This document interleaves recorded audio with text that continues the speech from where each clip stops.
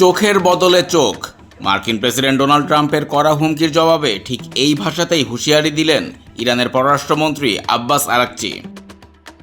ঘটনার সূত্রপাত ট্রাম্পের এক ঘোষণা থেকে।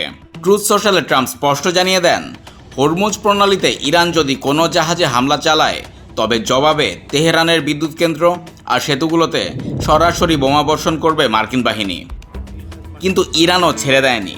ট্রাম্পের এই হুমকির পর ইরানের পররাষ্ট্রমন্ত্রী আব্বাস আরাকচি জানিয়ে দিয়েছেন, তাদের সামরিক নীতি একদম পরিষ্কার, আই ফর অ্যান আই, অর্থাৎ চোখের বদলে চোখ।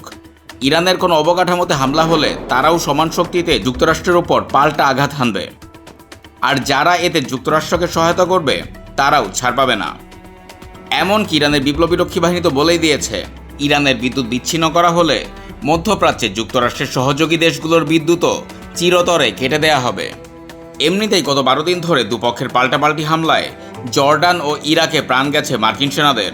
ক্ষুব্ধ ট্রাম্প নিহত সেনাদের মরদেহ গ্রহণ করতে গিয়ে হুঁশিয়ারি দিয়েছেন, মার্কিন সেনা হত্যার জন্য ইরানকে দিতে হবে চড়া মাশুল।